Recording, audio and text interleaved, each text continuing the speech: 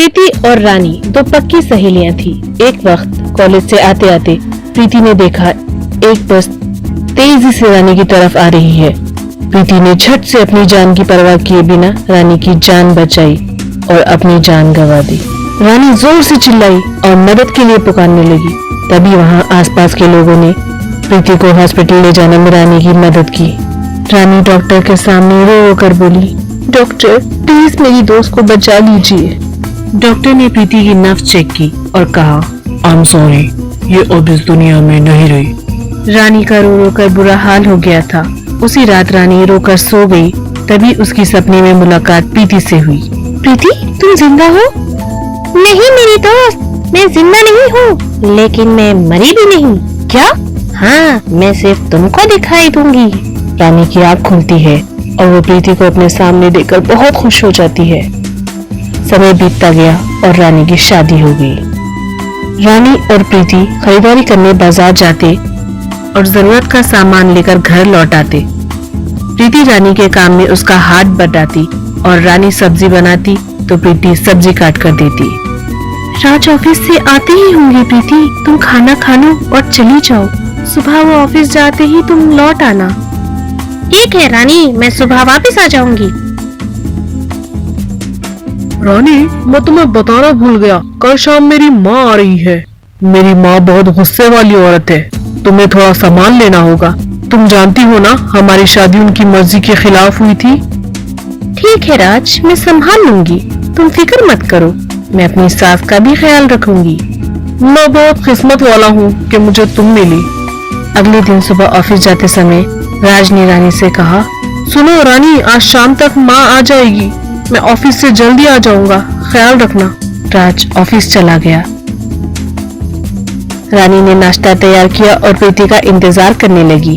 कुछ समय बाद प्रीति रानी के पास आई और पूछा, क्या सोच रही हो रानी, चुपचाप बैठी हो? प्रीति, आज मेरी सास आ रही है। तो क्या हुआ, तुम्हारी सास से बनती नहीं?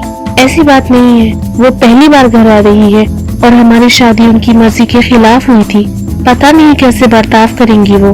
मुझे तो बहुत डर लग रहा है और मुझे एक और बात का दुख है, वो मुझे तुमको बताना है।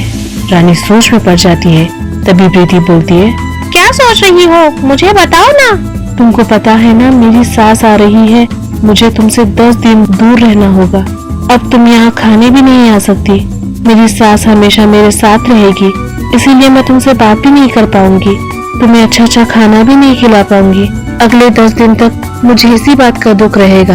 रानी बहुत उदास हो गई और प्रीति को भी दुख हुआ। कोई बात नहीं रानी, सिर्फ 10 दिन की बात है, तुम अपना ख्याल रखना। मैं अब तुमसे 10 दिन बाद मिलूंगी। अगर तुमको मेरी जरूरत पड़े तो मुझे जरूर पुकार लेना। प्रीति, 10 दिन तुम्हारे बगैर रहना बड़ा मुश्किल होगा। रानी उदास हो गई।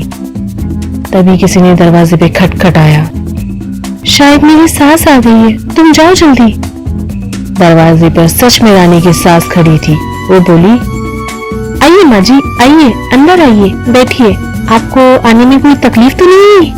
तुम्हारे जैसी बहू मिली, मेरी यही बदकिस्मती है। ये सुनकर प्रीति को अच्छा नहीं लगा। उसको सास पर बहुत गुस्सा आया। बुढ़िया का दिमाग खराब लगता है, इसे सबक सिखाना पड़ेगा। माँ जी, आप नहा लीजिए, मैं आपके लिए खाना लगाती हूँ। राज की माँ अंदर चली गई। उसके अंदर जाते ही प्रीति रानी के पास आई। प्रीति, तुम गई नहीं? तुम्हें अगर मेरी जरूरत हो, मुझे बस एक बार पुकार लेना। ठीक है। सब खाने के लिए बैठे। राज माँ से पूछता है, माँ तुम कैसी हो, तुम्हें आने में कोई तकलीफ तो नहीं हुई? मैं ठीक हूँ बेटा, तुम कैसे हो? मैं ठीक हूँ माँ, रानी मेरा बहुत ख्याल रखती है। मुझे तो नहीं लगता। ये तुम क्या कह रही हो माँ, रानी मेरा बहुत ख्याल रखती है। रानी, तुम माँ की बात का बुरा मत मानो। बुढ़िया की अक्ल घात चलने गई है, शायद मुझे इसे सबक सिखाना ही पड़ेगा। रानी, तुम मेरा एक काम करो। क्या प्रीति? तुम अपनी सास के लिए लड्डू बनाओ। ठीक है। क्या कर रही हो रानी? मैं लड्डू बना रही हूँ। देख बेटा, तेरी बीवी मुझे मारने की कोशिश कर रही है। मुझे शुगर है और ये शक्कर के लड्डू बना रही है। रानी, तुम ऐसे क्यों कर रही हो? अरे आप देखो, माँ के लिए अलग लड्डू बनाए हैं मैंने, मेथी के लड्डू। मेथी शुगर के मरीजों के लिए अच्छी होती है। ओ रानी, तुम माँ का कितना ख्याल रखती हो।